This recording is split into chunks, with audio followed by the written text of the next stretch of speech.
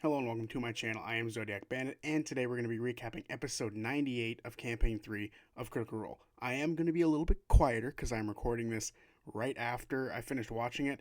I have a busy weekend ahead of me, so I kind of have to. So, sorry if I'm a little quiet, but let's get into the recap. We start on the 8th floor of the Genesis ward within Aor. Dorian has just failed a wisdom save, and he sees his brother Cyrus with a hook through his chest hanging from the ceiling. Cyrus asks why Dorian did this to him. Dorian asks what this is and who he is. Cyrus says he didn't think Dorian would be the end of him, and their parents would be very disappointed. Dorian says this isn't real. Cyrus reaches up and grabs Dorian. Dorian can smell the stench of death come off his brother. Cyrus says that his soul is not lost and he can be saved. He is not alone, there are other souls around him. The engine has a curse to it that holds their souls. Cyrus says to free them. There's a flash of light and a spinning purple crystal. Then the body on the hook is one of the ancient Aorian bodies. Orm asks if Dorian is okay, and he says that he is. Dorian then starts ripping the body apart looking for the crystal that he saw. He finds nothing while searching. Lawton asks what he's looking for, and Dorian explains everything that he saw. Chetney asks if he had a vision, and Dorian says yes, and it felt very real. Dorian says that his brother told him that the engine had a curse to it. Orm says that they can't trust anything that they see right now. Dorian dusts himself off. Orm goes back to checking the hallways, or the doorways to the hallways, to make sure that nothing is coming. He rolls a perception check of 24, and he can tell that there is nothing within line of sight or within hearing range. Lana thinks that the vision that Dorian saw was a trick to try to get them to free him from the engine. Imogen casts Detect Thoughts, using a sorcery point to extend the range. She gets a ping going through the left doorway opposite of where Chetney was, but Imogen needs to make a saving throw as she walks over that way. She rolls a natural 1, but has advantage from Dorian's spell, but she only rolls a 4. She hears the familiar sound of the wind, and she is now on Ruidus. She can see her mother opposite of her. Liliana says that she can feel her hate for her, but everything she did was for Imogen. And Imogen still left her behind on a planet, a strange world, and to fend for herself. Imogen says that's not true, and she's still using Detect Thoughts and she can't get any thoughts from her mother. Liliana says that she still loves Imogen in spite of her hatred for her, but she knows Ludinus' secret. Imogen says to come out of hiding to whatever is talking to her. Liliana says that she is right here. Imogen tells her mother to stop talking. She then tells someone to come out. The storm picks up and there are 30 shadows all around her. Liliana says to destroy the pinion. It is the only way to stop him. The storm then passes and Imogen is back in the chamber. Ashton asks where Imogen went, and Imogen says that she spoke with her mother. Chetney is kind of upset that all the demon showed her was her mother, because he saw some fucked up shit. Imogen says that it told her to destroy the pinion. She's not sure if that's going to hurt Ludinus or help him. They wonder who they will be helping if they do destroy the pinion.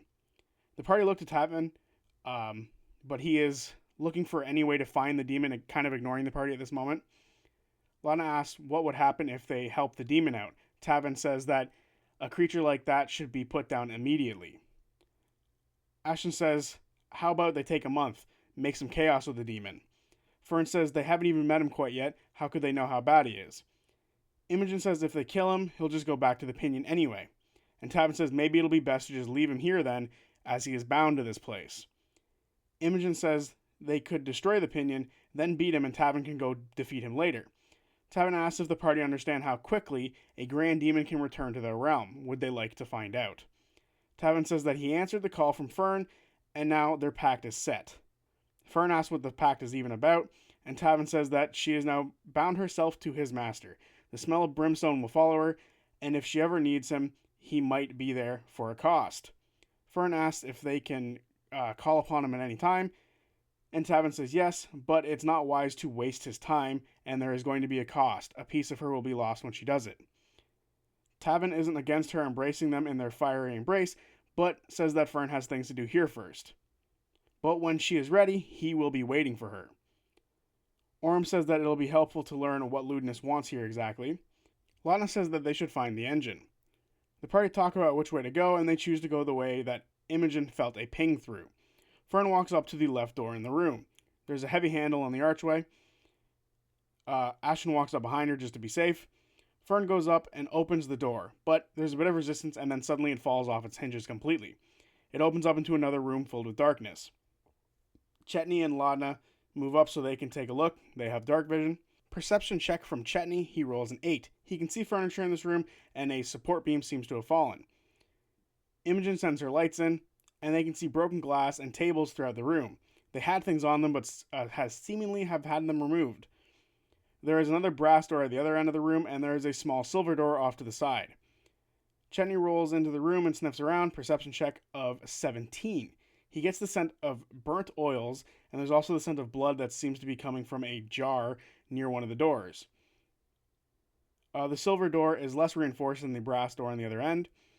Orm presses his ear to it and listens. Chetney goes up to the jar and he can see a crumpled material like scale mail bunched up inside of it. Imogen uses telekinesis to take it out of the jar. It is a scale mail robe that has been rusted a bit. They put it away in the bag of holding. Orm rolls a 27 perception and can hear shifting of stone and a faint breathing sound from beyond this silver door. Orm points toward the door, but before they go in, Lana looks at the tables that were in here because they have runes on them.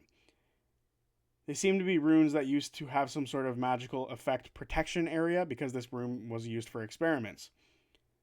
They go back to the silver door. Imogen opens it, opens up her mind, and feels something beyond the door. The surface thoughts are anxiety and self-preservation. It feels more human than anything else they've come across so far. Essek asks if they're going to go into every doorway they find. These thoughts that Imogen is feeling aren't any ones that she's met before. The party aren't sure what to do, and Dorian then just goes up and knocks on the door. There's a long pause before there is a knock that comes back at them. Dorian tries to open the door. It does, no issue, and it seems to be a small closet room with a bunch of tools and enchanting equipment, and there is a figure within the room. At this moment, Sam Riegel walks out and rejoins the table. Dorian sees a minotaur. It is about 6'4", muscular with black fur and white armor.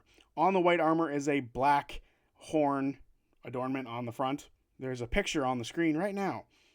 Everything on him is black or white except for the blood coming from his throat. He asks them to help him, and the party asks if he is Dominox. He says no. Imogen insight checks him and rolls a 20. He seems to be telling the truth. He's not Dominox. He is Baris. He uses divine sense to see if the party are good or bad, and he gets a bunch of different pings. Some fiend, undead, and fae. He can sense Teven Klask behind the party. He says if they travel with him, he can trust them. He says that religious people have had it kind of rough lately, and he says that he's here to save his god and vanquish the one who's trying to harm him. The name of the one trying to hurt his god is Ludinus and he tells the party of the Ruby Vanguard and the Bloody Bridge, but obviously the party already know about this all. Chetney asks who his deity is, and Baris says that it has been hard for religious people lately, and he's heard of many temples being destroyed. Before he tells them, he asks who they follow. The party say that they don't follow anybody, but they kind of keep tabs on certain gods. They used to have someone who used to follow the Changebringer, but they aren't here anymore, and they could heal him if they were here. Dorian says that he can heal him up a bit and cast Cure Wounds on Baris. 24 HP goes back towards Baris, and Baris thanks him and then heals himself the rest of the way with Lay on Hands. Why didn't he do that to start? Fern asks why he's in the closet. Haha, funny joke. Baris asks for her name, and she says that she is Fern. He says that he likes her because her knees bend the same way as him. He says that he infiltrated the Ruby Vanguard with some of his friends and his allies, and he was sent here by Ludinus himself. He was waiting for a chance to strike him down, but his friends and the other Vanguard members went mad. He hasn't seen Ludinus since then, so he's not sure where he is. He was trying to find a way out, but thanks to the party, he can now see the light. He doesn't know where Ludinus is currently. Orm asks if Baris heard anything or saw any visions. Ashton then suddenly has to roll a wisdom save with a 14. He finds himself in a red tunnel, and there are pieces of metal all over the place on the ground. A twisted metal arm is crawling toward him. A destroyed FCG says, "Happy not so smiley day to you." FCG says that he was waiting for Ashton to help and do something. Ashton says, "Whoever you aren't making friends by doing this." FCG says that Ashton was just waiting to get rid of him. Ashton moves up and gets right into FCG's face and says to not pull this crap with him. He knows just how much energy Ashton used to get this stuff out of FCG's head. FCG then grabs Ashton and gets really close and says their soul can't pass on. It's this place. It's the place of their birth. They must find the crystal and destroy it so they can find peace. Ashton says that they can just talk to the party instead of pulling this kind of stuff. It's making them not like him being Dominox. Ashton says he's tempted to just leave Dominox here. Ashton then comes back and says that it doesn't feel good to be in one of those visions. He says that Dominox wants out and he isn't asking nicely. Ludinus asks Baris who his god is, and Baris says that in his youth he pledged himself to the Platinum Dragon. Insight check from Chetney, 23. Deception or persuasion check from Baris, 33. So we aren't sure if he was lying or telling the truth. Seems to fit really well in Chetney's mind. Fern asks that was in his youth, so was there a change at some point? Baris says that they should get moving. Tavin says if Baris betrays him or Fern, he will cut him down. Baris says that he won't do that and asks if Tavin and Fern are together. Tavin says that they are bound and Fern just goes with it. Tavin says that he is bound to many, however, and Fern says that she is bound to many as well. Damn. Baris asks what their names are, or what their name is, the group name, and they say the Bell's Hells, and he says he likes the name and he thinks he'll like them. Orm asks if he's willing to go deeper into the Aor tunnels with them. He picks up his flannel shield and says that he is willing. Imogen tries to figure out who his god is based on the symbol of black horns on his chest plate, but with a religion check of 5, it's hard to tell. He says that he is a champion of his god. Tavin then sniffs him and says he is no champion. Essek in the back of the room says the party might want to see this, and he is pointing over to some black windows on the other side of the room. Chenny looks through and sees that there is a chamber lower set than the other room that they are in currently. There are chains all over the place and there are massive glowing glyphs. And in the center is a 25-foot tall machine. They can feel the vibrations in the room from here. There are sparks coming off this machine. In the middle of the machine is a floating platform that contains a crystal that is spinning. Chetney tells them what he sees, and Baris asks if they know what it is. They tell him that it's the Pinion and ask what his opinion on demons is. Demons is. I'm pretty sure it is. He says that they are bad, right? Inside check from Dorian, but he doesn't beat Baris's roll. Whether it be deception or persuasion, we still don't know. Orm looks through the window for anything alive. Perception check of 32. Insane. He looks through and sees sparks coming from the engine, but does not see anything living within. He does see the chains move every so often, though. Laudna looks for any chains near them to see if there's a way that they can get into that room from here.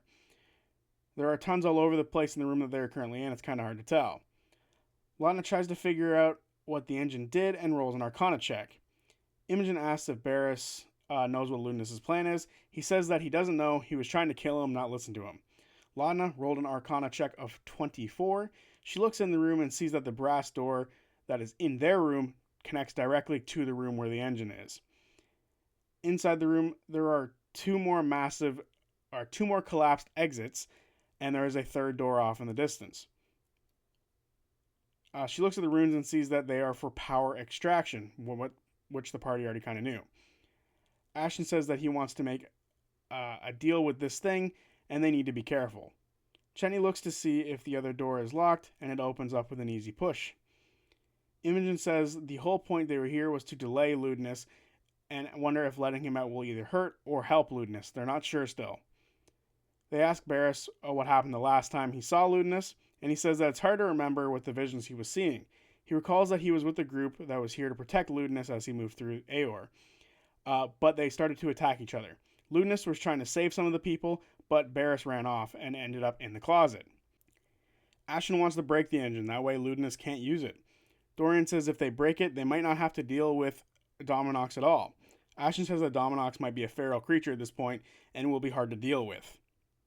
Dorian asks if he's afraid to fight, and Ashton says that he's not, but he doesn't like losing, and points to the room. At this point, they all look into the room and see a little girl standing inside the room now next to the engine. Ashton asks what she wants, and if she wants to talk.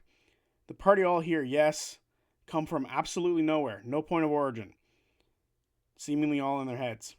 Ashton says that they can make a deal. Ashton asks if she is Dominox. She says that she is called that. Laudna calls out to her. Dominox asks where she is. She can't see Laudna. Laudna says that that's not important currently. Laudna then says they want to fight a bad man who wants to use her and sort of exploit her. And if the party let her go, she can get her revenge. Dominox says that she would like that. Laudna says that she can't be mean to the party, though. And the rest of the party look to Tavin, who is standing next to the door ready to go, waiting for their go-ahead. Laudna asks if Dominox has seen Ludinus. Dominox says yes, he had many friends. Laudna says that they can tell they did a good number on them. Dominox says that she was hungry. Laudna asks when Dominox last saw Ludinus. She says that she can't say. He was very strong, and he got away, but he is still near as she can feel him. Baris says that he can sense some fear within the group and cast Bless on Fern, Dorian, and Chetney. The little girl then turns and walks toward the engine. She fades away and says it's so dark. Fern casts Locate Creature on Ludinus. As she tries to find him, the tether is then suddenly broken and turned to ash. Something blocked it. Ashley rolls for a magic effect as the spell she used was above third level, so there's an AOR magic effect, but she rolled a 12, so nothing happens. Orem says he's not magical, but he can understand that Ludinus must be nearby. Chetney then joins Tavern by the door, and they begin to walk down the stairs going into the engine room. The only light that is in this room is from the sparks that come off the engine and from the runes or glyphs on the ground. Chetney gets the same smell that they smelled earlier from the scale mail in the air. Chetney now understands what this smell is. It is a deep, fiendish power. Chetney says that he'll follow Tavern's lead. Fern and Ashton go and then join them. Orem goes as well, and the rest of the party follows. Dorian uses his boots of flying to cast Fly on himself. Baris pushes his way to the front and stands next to Tavin. Everyone is now currently in the engine room. As they all step in, the door behind them shuts and locks. Chetney then instantly transforms into his werewolf form, and Laudna casts a mirror image on herself. Orem looks around in the room for Ludinus, doesn't see him. He sees that there are higher platforms that sort of go into a triangle shape thing, and they all look inwards toward the engine. He sees the lights from the glyphs. There is a strong pull towards a pit in the middle of the room where cables are leading towards. And above it is the crystal, where the platform sort of elevates. The little girl is on top of the engine now. She looks down at the party, expressionless. She thanks them for coming in and says it was dark and lonely. Laudna asks if Dominox has eaten enough for them to make a deal. Dominox says that she hasn't eaten for centuries, and this shakes the room. Orem asks if they can make a deal to not eat them, but instead eat a more powerful enemy known as Ludinus. Dominox asks them to free her. Laudna asks what her role was in this room. What was she powering? Persuasion check of 20. One of the eyes on this girl bursts open, with power making a red glow on her face. They bound her here, they pulled her apart, they put her back together again and again and again. They used her connection to the abyss to bind her brethren, and now they are all dead. Imogen says most of them are dead, but Ludinus is one of them. Ashton says that he has no plans to let her get away. Imogen asks where Ludinus is, and Dominox isn't sure. He cloaks himself strangely. He's not far. He'll come again. He wants something. She can sense his frustration, and she can taste it. Imogen wonders if he wants the anchor to bind Predathos in the same way that Dominox is currently bound. Dominox says it's best to destroy the crystal then. Laudna says that she didn't quite answer the question. What was she doing powering this room? He might not want the anchor, but instead the machine. Dominox doesn't know what he wants. He looked past her like she was some sort of boundary. She thinks he wants the crystal. Insight check from Fern. Chetney walks to the other side of the room. Chetney sees a shadow version of the girl track him as if it's moving on the backside of her head. Fern rolls a 31. Normally, it's hard to read something like this, darkened by madness and the abyss. However, Fern can read through the lies that Dominox is currently saying. Chetney looks at the door for any runes on it. He sees that it is not runed up and it just is regularly barred up and heavily locked. Chetney says that this door seems rather important. He then tries to open the handle. The shadow version of the girl lights up and a chain whips toward Chetney and it hits, dealing 16 damage, and Chetney is pulled towards Dominox. The spear hooks into him and he is pulled off his feet. He is pulled toward the engine where the shadow girl is standing. She said they promised to destroy the crystal, now destroy it. Lana asks what's behind the door, and Dominox says that she will tell them once they destroy the crystal. Baris starts making his way toward the crystal, and Dorian flies up next to him. It is on a floating platform. The two of them see the stone has countless runes all over it. Tavin says, under no circumstance are they to set this thing free. Imogen asks Baris in his head if he can move the crystal in any way. He questioned what he's hearing in his head, but Imogen explains it to him. The girl is watching everything currently that the party is doing, and the party can see a spectral shape suddenly surround the girl. A muscular red, large armed with large shoulders with massive hooked armor. A tooth-filled mouth, massive horns, and a demonic tail whipping back and forth. They see the true form of Dominox currently surrounding this little girl. Fern says that she has a question. Why can't Dominox destroy this thing herself? Dominox says that there's an enchantment preventing him from doing it. Her from doing it. Whatever this thing is. It. Them. I don't know. Imogen then casts telekinesis and tries to grab the crystal. She rolls a d20 and adds her spell modifier to it. She first activates her robe. She rolls a 10. The crystal doesn't move an inch. She gets the feeling that the spires surrounding it are what's keeping it bound in place. She thinks if they break the spires, they might be able to move the crystal. She tells Chetney this in his head, and that she wants to somehow free the crystal. The chains sink deeper into Chetney, and he takes 7 more damage, and tells the party to destroy it, or she will kill their friend Chetney. Chetney says if she lets him go, he will destroy it for her. She then drops Chetney and tells him to go get it. He tries to drop down onto the spinning platform where the crystal is, but he falls off as he rolled a 12 on his acrobatics check. He then asks for a lift, and the girl transforms into her true demonic form that stands 15 feet tall. She picks up Chetney and tells him to destroy it. She holds him right up to the crystal and has to drop him as the platform sparks her.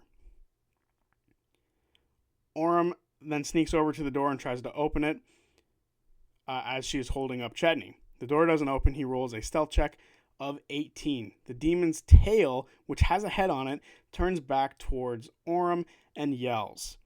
Dominox turns and yells, "You lie!" Lana then casts Animate Object on the door. The reinforced beams across the door split open and an eye emerges. Dominox roars furiously, and it's time to roll initiative. A map is pulled out, and I just wanted to point out, I know this is a still image, but the thing in the center, which has magnets below it, is fucking floating and spinning. There's a much better angle of it, which I won't be able to show you guys till much later. That thing is floating. That is wild, and I am so jealous. Anyway, initiative rolls. Orem gets 20, Dorian with a 14, Baris with a 13, Lana with a 13, Fern with a 12, Chetney with a 12, Ashton with a 9, Imogen with a 7. Tavin is first. Tavin, I don't know. They kept saying it back and forth. He flies over to Dominox and swings and misses with his first attack, but hits with his second, dealing 28 damage using Divine Smite. Orem is up.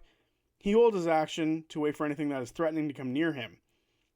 Layer action. Everyone has to make a dex save. Chetney, Lana, Ashton, Imogen, and Fern fail. Dorian, Baris, Orem, and Essek all save. I didn't hear if Tavin failed, but I think he saved. Everyone who failed is pulled towards Dominox into melee range. Dominox is now up. It attacks Ashton, and it deals 35 damage. It then quickly attacks Imogen, dealing 35 damage. Ashton uses erratic defense to halve the damage, and then he teleports Dominox away from the party. Chetney falls to the ground. Dominox lands on top of the crystal. It sparks. Dominox is then thrown away from the crystal and lands close to Fern, or on top of Fern. Dex save from Fern to see if she can avoid being trampled, and she rolls a 10. She takes 5 damage and is now prone, and Dominox lands on top of her. Dominox stands up and then uses an ability called Mind Feast on Ashton. They have to make a wisdom saving throw. He rolls a 10 and he takes 14 damage. Ashton then runs away. This is a part of the ability. Dorian is up. Dorian casts Shatter on the spires, dealing 18 damage to all the spires, destroying them, and the floating platform falls to the ground and the crystal is sent flying towards Essek. Dorian then moves towards Essek and uses a Bardic Inspiration on Baris. Dominox uses a legendary action, 2 of his legendary actions. He looks toward Tavin and says that he should go back to where he came from and tries to banish him. However, Laudna counterspells it. Baris is now up. He drops the act and says that he is not, in fact, a herald of the Platinum Dragon, but is instead a herald of Asmodeus, or Asmodeus. People say everything differently. I say Asmodeus. Baris uses Blinding Smite and jumps down and attacks Dominox using his flail. He hits and deals 22 damage on the first swing, and hits again using Bardic Inspiration, dealing 23 more damage. Dominox is not blinded from Blinding Smite. He saved. Laudna is up. She goes to the door that she animated and tells it to open. It opens up to a long brass hallway. She asks if Orym and her are doing this, and Orym says yes. Laudna begins to move into the hallway. She sees a faint bit of light coming from the end of the hallway, and there is a figure blocking the way. She looks to see if it's Ludinus. Perception check of 18. It is, in fact, Ludinus Deleth. He's rushing toward them. He says, "What are you doing? We have to stop it now." She asks if he means Dominox, and he says yes, he'll take care of it. Laudna then turns back, but can't see anyone else except for Orym. Laudna yells, "Let him out." Not sure what she meant by that. Tavin says, "You will do no such thing." He looks to Fern and repeats himself, "You will do no such thing." Laudna activates her Form of Dread, and that's the end of her turn. Fern is up. She wild shapes into a wombat, and then flies over to where the crystal is and puts it in her marsupial pouch. Chetney is up. He runs towards Dominox and then shifts his direction and looks to where the crystal was, and Misty steps over to it. But he finds Fern as a wombat. He can see that she is glowing from within her marsupial pouch. He asks her to give the crystal to him. She does so, and he puts it into the bag of holding. The two of them high five, or wombat five. Dominox looks to Chetney the second that it enters the bag and says he'll eat everything that has ever mattered to Chetney. Essek is up. He floats off to the side and casts Lightning Bolt on Dominox. Dominox fails and takes 19 damage, as the damage was halved anyway because demons are demons. Ashton is up. He rages, and then he runs towards the door that Orym and Laudna were near. He attacks the engine on the way, and he hits it, dealing 21 damage. There are sparks coming off it. Dominox looks at this curiously. Ashton swings again, hitting the engine, dealing 16 more damage. The metal begins to bend and is beginning to fall apart. Copper wires are being revealed, and the humming sound seems to be coming from it. Dominox uses a legendary action to try to spear Ashton, but misses by a mile. Imogen is up. She moves up to get closer to Chetney and uses telekinesis on Chetney and throws him towards Orym and Laudna. Laudna watches Chetney fly into the room. Chetney does a midair swing at Ludinus when he sees, but misses. Ludinus puts up a shield, and Chetney ping-pongs his way down the hallway a little bit. The rest watches Dominox is pulled towards where Chetney went. Something seems to pull him that way. Baris is pulled and is now prone because of Dominox being pulled on top of him. Imogen then Misty steps away from Dominox to stay out of the range of a massive hit coming toward her. Tavin is up. He flies over to Dominox and swings, hitting both attacks, dealing 58 fucking damage. That's cracked. Dominox showing some wear and tear at this point. Orym is now up. He asks what the plan is, and then he decides to drink a potion of speed and runs toward Dominox. He is currently hasted. He swings for Dominox, hitting with a goading attack, dealing 20 damage. Dominox fails the goading attack, meaning he has to hit Orym or attack Orym, or every attack afterwards will be a disadvantage, or at other people would be a disadvantage. Orm hits again for 9 more damage. He swings again but misses. He swings again but misses. He swings again but misses. And he swings again but misses. Action Surge. He swings again, hits a tripping attack for 19 damage. Dominox does not get tripped. He swings again, natural 1. He rolled 2 natural 1s, which is insane. Orm then attacks again, dealing 6 more damage. Oh, he then attacks again, dealing 18 more damage. My bad, I missed one. Layer action, Imprisoned Rage. Dominox now has disadvantage on attacks, but has 15 more damage to each hit. He then unloads on poor Orm with his claws. He hits both attacks, dealing, and I shit you not, dealing 98 damage on poor Orm. Dominox uses his Mind Feast on Ashton again. Wisdom save 18, still fails. Ashton takes 14 damage and then walks towards Dominox. Dominox heals a bit from a pulse that comes off Ashton. Strange. Ludinus is up. He flies past Laudna. Laudna does not take an attack of opportunity attack on him. Ludinus flies high up into the room, and he casts Gate behind Dominox using his hand and his staff. A portal opens up to the abyss. Ludinus says to push him in and slay him in there. He will die for real if he dies in his home. Dorian is up. Dorian casts Otto's Irresistible Dance on Dominox. I feel like this is the second time he's done something like this. Dominox rolls a 16, so he saves. But Baris has an ability to where he can change any save to a charisma save, which lowers the save to 14, so it fails. The Grand Demon begins to dance to the tune that Dorian is playing on his mandolin. Baris is up. Baris stands. He turns toward Ludinus, who is unfortunately 60 feet away. He does cast Moonbeam on him, however. Ludinus saves with a 20, but still takes 5 damage from it. Baris asks if Tavin will tell the King of Lies of his bravery today. Tavin says he will if he helps him kill Dominox, and he will put in a good word. Baris uses a bonus action to use Hammering Horns, and he slams into Dominox, pushing him closer towards the gate. However, there is a he has a shield that allows him to push something 10 feet further if he pushes something 10 feet. So, Dominox is now, suddenly, standing through the gateway into the abyss. Laudna is up. She looks to see if Ludinus is actually real or not. Perception check of 10. She can't tell if it's a simulacrum or not. She then looks back into the room and casts Spirit of Death on Ludinus. Ludinus casts Counterspell. Laudna casts Counterspell, countering his Counterspell, so Spirit of Death goes through. She commands it to haunt Ludinus. Now Laudna knows where he is as long as he is on the same plane as her. He looks at her and says, well played. Fern is up. She drops her wild shape and casts Polymorph on Ludinus. He saves with a 25. He says that he is trying to work with them here and is getting rather frustrated.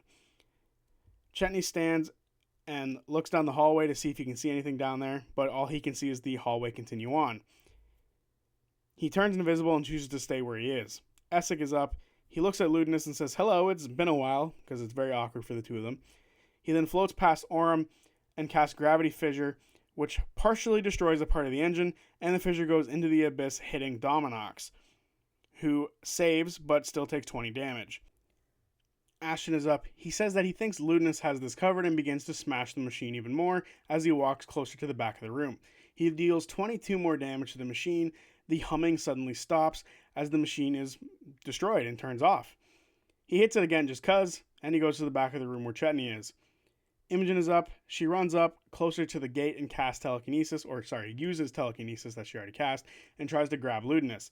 Ludinus fails but uses a legendary resistance to make sure he succeeds. Imogen then casts Lightning Bolt at Ludinus at level 7. He saves and takes 13 damage. Tavin is up. He rushes the portal and then swings at Dominox and misses the first attack, and then swings and hits Dominox for the second, cutting Dominox in half, and Dominox turns to ash and burns away in his home plane. Dominox is now dead. Orm is up. Orm uses Grasping Vine to stick to the wall behind Ludinus, and he attacks. He hits Ludinus with a pushing attack, dealing 18 damage. Ludinus fails the push. He then is pushed towards the gate. Ludinus drops concentration on the gate, making it vanish so he isn't pushed into it. Orem jumps after Ludinus, and he hits again for 19 more damage, using another pushing attack. Ludinus fails the push again, and is pushed towards the ground. Orem swings again as he falls towards him, hitting, dealing 24 more damage. Trying to do a trip attack, however, Ludinus saves the trip. Orem, who is still hasted, swings one more time and hits for 8 more damage. Ludinus is now up, and he says he wishes to talk. He flies back into the brass tunnel, just past Chetney, and stands there. The party goes toward the hallway, or the brass tunnel. Baris asks for an autograph from Tavin, and Tavin says that he did help out, so he signs his armor for him. As the party are moving, Ludinus nods to Chetney, and Chetney just chooses to ignore the fact that he's been seen and thinks that he saw someone else. Ludinus says now that they're all here,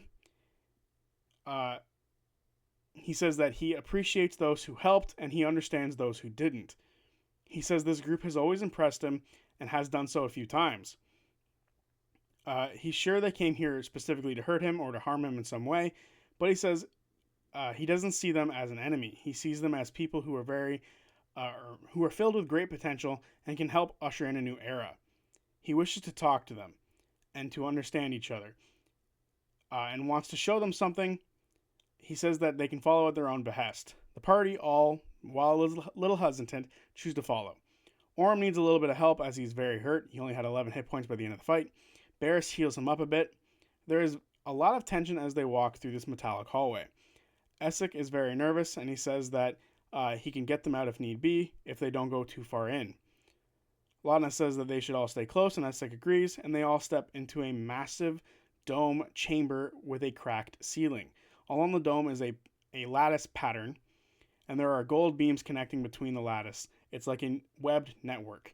There are statues of 2 mages holding lanterns. One, however, is broken. In between the 2 of them is a damaged dome construction with arcane tech all around it. Ludinus stands next to it. Ludinus says, "Welcome to the occultist Thalamus. The high mages of the Age of Arcanum were the greatest minds in history, using the gifts the god gave them to unravel the secrets of the universe. The gods feared this. They feared their children becoming more powerful. When war came to the mages from the gods, these mages had to adapt to war and not just progress. When the divine threatened your family, the gods showed themselves to be the true enemy. Ludinus was there when the calamity started. He watched them destroy Exandria. Those who survived had to rebuild, and the gods hid behind their gate to protect the people or to stay away from those they feared, because they saw what those who they feared became, or what they became. This world has been tricked by the divinity to see them as a higher power. The gods fear Ludinus, and part of it, and only part of it, is Predathos. He says he found something here. Sometimes the best weapon is information, and the mages had ways of recording things. Some things lost to time, but Aor made the Thalamus, a device to record the spiritual memory of all in Aor. He studied it and found something he thinks they'll all like to see. He touches the dome and it opens up. A light green orb comes out. He says, within here lies the memories of Aor, fractured but enough. He will show them, and then he will show all of Exandria. He twists his hands and the orb pulses. The room fills with light. At this moment, Matt stands up and leaves the table. Brennan Lee Mulligan then goes to the DM chair. The party see a garden, or a fountain, or a heart, or an idea. A nebula of potential. There's a palace of ice and fire. The hallways of memory and time. The story begins at the ending of Infinite. A place that was less but more than real. Remember tragedy, betrayal, calamity, and downfall. Here's where the answer to many questions lie. But one question is yet and shall forever remain. Is it Thursday yet? And here's where the episode ends. So there you have it. Episode 98 of Campaign 3, or the live show. The live show really does add something to it. It's really fun listening to the crowd. But overall, very, very fun episode. And honestly, I think I nailed it with how powerful Dominox was going to be. I think I nailed it with my last video that I made. But overall, very fun episode. I'm very interested in what's happening next. At the end, afterwards, all the big stuff sort of happened. Matt said that the visions of the Bell's Hells might be interesting. Like, so I'm imagining we're gonna see like a bunch of visions the Bell's Hells have to interact with in the next couple episodes, and maybe Brennan Lee Mulligan will be DMing. I don't know. Who knows? I think they might be a little hesitant to like truly let someone else DM after what happened with the whole Abria thing, but who knows? Obviously, a lot of people love Brennan Lee Mulligan, so who knows? And seeing more Brennan Lee Mulligan will be huge because he's a great DM. Calamity is some of the best Critical Role stuff we've ever had, so to see him back will be really cool, especially because what he's doing right now, if it is going to be him, really ties back to Calamity. And I'm very, very excited we're finally getting to learn more about Ludinus, because seeing that he was like a young child during the Calamity, he got to see like how bad things got. I think that's very exciting. I'm very interested in learning more about him, and I don't want him to become like a sympathetic villain. I want him to still be like a complete douchebag who we all hate, but I like the idea that there's more to him than just I want to unleash this thing to kill the gods. So very interested in seeing what happens next. But that is today's recap. So if you enjoyed, hit the like button. If you want to see more stuff from me, more recaps, more random videos like theories that I've made in the past, you can hit that subscribe button. We are now at 1,040 or something like that, which is wild, and I'm so very grateful that all of you have decided to subscribe. That's a really cool thing for me to see. But yeah, I will see you guys on Tuesday for whatever video I make next. Peace.